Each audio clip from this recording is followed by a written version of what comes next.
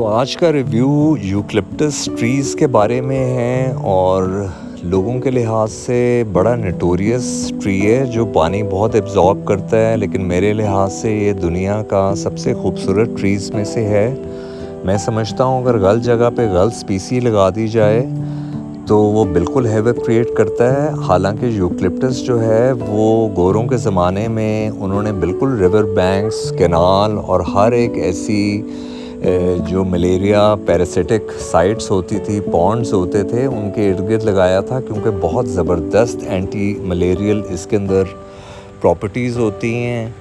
तो उस लिहाज से अगर सही जगह पे सही चीज़ होशो हवास से लगाई जाए तो बिल्कुल इसकी जो मिथ क्रिएट की गई है कि बहुत ज़्यादा पानी एब्जॉर्ब करता है, तो वो बिल्कुल ऐसी क्रिएट ना हो। और हम बिल्कुल इसको इसीलिए शायद देखते नहीं हैं। मेरा ख़्याल है ये दुनिया के सबसे खूबसूरत ट्रीज़ में से हैं। स्पेशली एक विंडी डे में अगर आप एक बड़े 60 to 70 ईयर्स ओल्ड ट्री को अगर आप देख रहे हों तो वो जिस तरह उसके लीव्स लहरा रहे होते हैं, वो बहुत एक खूबसूरत तरीन थेरेप्यूटिक साइट है। तो पाकिस्तान में सबसे ओल्डेस्ट यूकलिप्टस ट्रीज़ जो हैं वो जो कि मेरी नज़र से गुज़रे हैं वो छांगा मांगा फॉरेस्ट में उनके रेस्ट हाउस में एक बहुत बड़ा लगा हुआ है, तकरीबन more than 100 year old tree होगा। और दूसरा शायद बहुत कम लोगों ने विज़िट किया हो, एक गोरों के ज़माने का एक बोटेनिकल गार्डन बना था जो कैनहेटी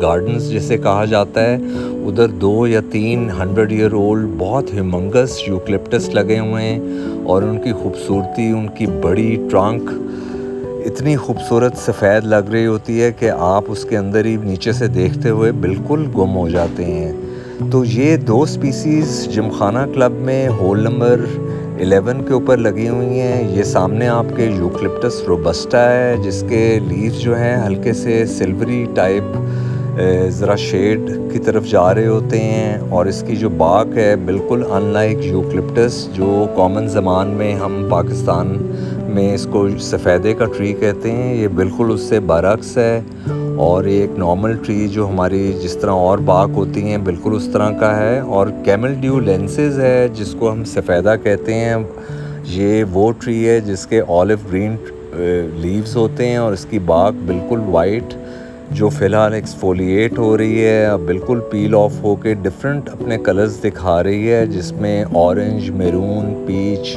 ऑफ वाइट हर एक रंग नज़र आ रहा है। और अगर इसकी हार्डवुड अंदर से बिल्कुल देखा जाए तो वो रेडिश ब्राउन होती है। और यूकलिप्टस याद रहे बिल्कुल एक हार्डवुड ट्री है जिसकी अगर वुड डिहाइड्रेट प्रॉपर तरीके से, स्पेसिफिक ग्रेविटी भी क्योंकि काफ़ी हाई होती है, तो इसको डिहाइड्रेट अच्छे तरीके से कर दिया जाए तो फर्नीचर और डिफरेंट फ्लोरिंग में बहुत ज़बरदस्त ये ड्यूरेबल रहती है।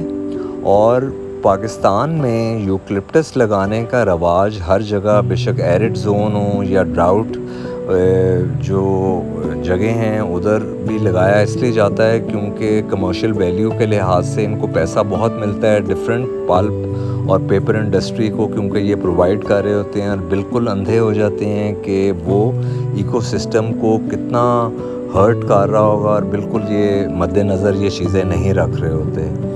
तो यूकलिप्टस जो है वो अगर उसकी अच्छाइयाँ देखी जाएँ तो उसके वाटर एब्जॉर्ब करने से बहुत बहुत ज़्यादा हैं, स्पेशली मेडिसिनल इसकी जो आयुर्वेदिक और चाइनीज़ और यूनानी जो प्रॉपर्टीज़ अगर वो बयान कर रहे हों तो ये गार्डियन ऑफ द लंग्स हैं। और मैं समझता हूँ कि ट्वाइस अ वीक इसकी स्टीप करके इसके लीव्स के बिल्कुल आपको एक स्टीम लेनी चाहिए। और आप स्टीम लेने के बाद पूरा आपका जो रेस्पिरेटरी आपका जो ट्रैक है वो बिल्कुल रेगुलेट हो जाता है, आपकी आवाज़ भी बिल्कुल क्लियर हो जाती है। और ये स्पेशली कॉफ, ब्रोंकाइटिस और रेस्पिरेटरी जितने भी एलिमेंट्स होती है उनके लिए तो ये एक समझ लें एक जिन है।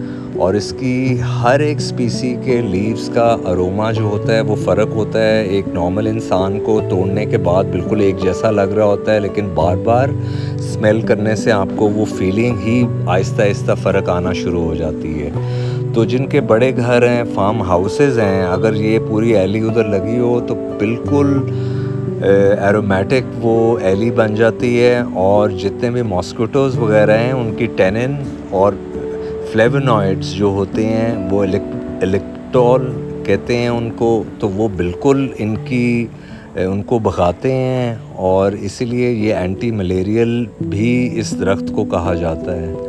तो ओवरऑल पूरी दुनिया में यूकलिप्टस के 900 स्पीसीज़ हैं, जो अब तकरीबन 700 रह गई हैं, क्योंकि बाकी 200 जो स्पीसीज़ हैं वो डिफरेंट एक और जीनस को दी गई हैं, जिसका नाम कोरेम्बिया और एनाफोरा है। और कोरेम्बिया की भी एक डिफरेंट स्पीसीज़ जो हैं वो लाहौर शहर में बड़ी स्ट्रेंज बात है, वो मॉल्टॉन एक पार्क है बी ब्लॉक में, उधर लगी हुई है, और उसके जो क्लस्टर्स हैं फूलों के वो भी मार्च और ऑटम में आ रहे होते हैं। तो वो भी बहुत ज़्यादा एरोमेटिक है, लेकिन ऑब्वियसली डिफरेंट लीव्स का अरोमा फ़र्क है। जो सबसे ज़्यादा एरोमेटिक यूकलिप्टस ट्री होते हैं, जिनके लीव्स के अंदर बहुत ज़्यादा लेमनी स्मेल होती है, वो यूकलिप्टस सिट्रीडोरा कहते हैं उसका, और वो भी पाकिस्तान में काफ़ी ज़्यादा लगा हुआ है।